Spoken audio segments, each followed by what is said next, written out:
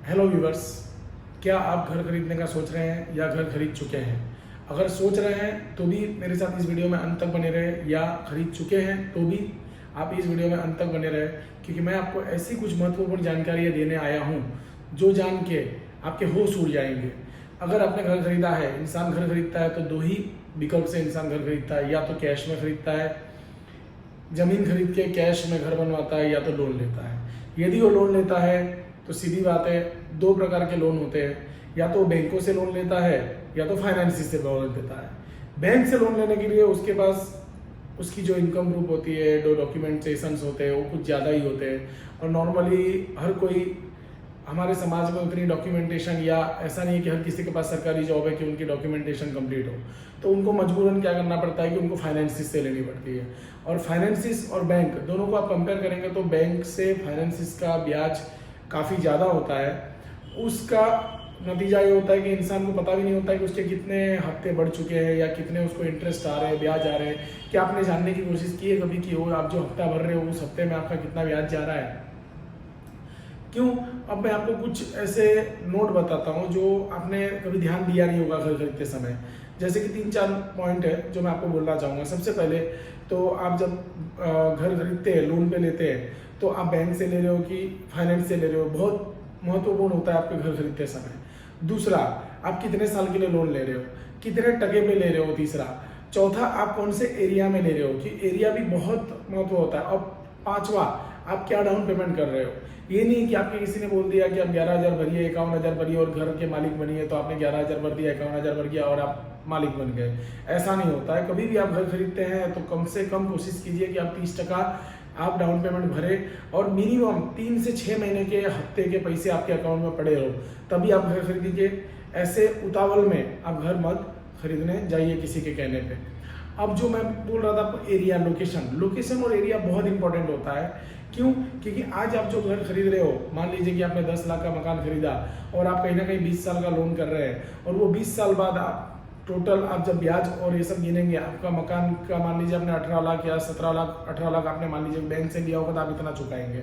यदि आप फाइनेंस से ले रहे हैं तो कहीं ना कहीं पे आपका 28-30 लाख या 26 लाख आपका चला जाएगा इंटरेस्ट के साथ। और पता चला कि 20 साल बाद आपकी जो प्रॉपर्टी 10 लाख का आपने जो लोन करवाया था, वो प्रॉपर्टी कहीं ना कहीं 15-17 लाख की ही है, उससे ज़्यादा बड़ी नहीं है, तो वहाँ पे आप टोटल लॉस में हो। हाँ, आपका एरिया कुछ ऐसी भी होती है, मैं ये नहीं कहता हूँ कि भाई कोई घर या कोई प्रॉपर्टी की वैल्यू नहीं बढ़ती है, लेकिन कुछ कुछ अमुक प्रॉपर्टी, कुछ अमुक ऐसे लोकेशंस होते हैं जिसपे रेट बढ़ने का कोई गुंजाइश नहीं होता है। जितने में आप लेते हो 10 साल बाद भी उसका रेट उतना ही है, तो उसमें आप फालतू का EMI ब्याज भर के कोई मतलब नहीं है, क्योंकि वो फिर आप इन्वेस्ट नहीं कर रहे हो, आप वहाँ पे कहीं ना कहीं पे पैसा अपना व्यर्थ कर रहे हैं। तो आप ये सब चीज़ जानने की कोशिश कीजिए। आज ही आपके जो भी होम लोन चल रहे हैं, कौन से फाइनेंसिस में चल रहे हैं। अगर बैंक में चल रहे हैं तो ठीक है, अगर फिक्स रेट में चल रहा है तो बहुत अच्छी बात है, चाहे वो फाइनेंस हो चाहे वो बैंक हो। लेकिन अगर आपका फिक्स रेट पे नहीं चल रहा है, तो चाहे वो बैंक हो चाहे फाइनेंस हो, आप जल्द से जल्द कॉन्टेक्ट कीजिए। अपना कितना EMI बढ़े हैं, नहीं बढ़े हैं, कितना रेट आपको पड़ रहा है भारी, वो आप इंक्वायरी कीजिए। वरना क्या होगा कि आप बस EMI भर रहे हैं, आप ये सोच के बैठे हैं कि मैंने 20 साल का लोन करवाया हूँ और 20 साल का ही मेरा टेन्योर है, और वो 20 साल में से मैं 6 साल बढ़ चुका हूँ। लेकिन आपको ये नहीं अंदाज होगा कि वो 20 साल के पीछे से 15 साल आपके बढ़ चुके हैं, मतलब वो 35 साल हो चुके हैं या 38 साल हो चुके हैं। इस वीडियो के माध्यम से मैं आपको यही नॉलेज देना चाहता हूँ कि आपका जो करंट मौजूदा जो लोन चल रहा है होम लोन, तो वो होम लोन को एक बार आप जाके इंक्वायरी कीजिए कि जो 20 साल का आपने लिया था और 5 साल आप भर चुके हो, तो 15 ही साल बाकी है या अभी 30 साल बाकी है या 24 साल बाकी है। ये चीज़ को पता करने की कोशिश कीजिए। मैं आपको इस वीडियो के माध्यम से यही जाहिर कहना चाहता हूँ कि आपने जो भी अपने लोन है वो लोन को पता कीजिए। फिर भी मैं आप जो ये वीडियो बना के आपको माध्यम से जानकारी देना चाहता हूँ, फिर भी लोगों की मानसिकता ऐसी है ना कि हम भले ब्याज भर रहे हैं तो क्या हुआ, हम अपने घर पे रह रहे हैं। अरे भाई, आप अपने घर पे कैसे रह रहे हो? आपका जो डॉक्यूमेंट है, दस्तावेज, वो तो बैंक में पढ़िए। आप 4 EMI मत भरिए, बैंक आपको आके सीज कर देगी आपका मकान। ऐसा नहीं होता है कि आप बस एक साइकोलॉजी की मुझे घर खरीदना है। मैं मानता हूँ घर खरीदना एक लाइफ टाइम अपॉर्चुनिटी होती है लोगों के लिए, एक बहुत बड़ी अचीवमेंट होती है कि हाँ मैंने अपना घर खरीदा। लेकिन आपको कोई भी बोलते हैं 10,000 11,000 में या 1100 भर के आप मकान ले लो, तो क्या आप ले लोगे? नहीं।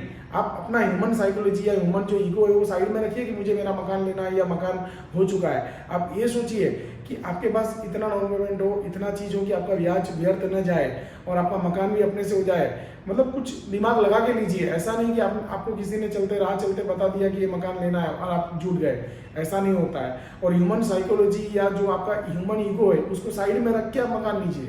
अगर आपने लिया है तो भी आज ही अपने बैंक या फाइनेंसिस को कांटेक्ट कीजिए, देखिए आपका जो 20 साल है उसमें से 5 साल सही में कम हो चुके हैं या पीछे से 15 साल या 10 साल 12 साल बढ़ चुके हैं, वो पता करने की कोशिश कीजिए।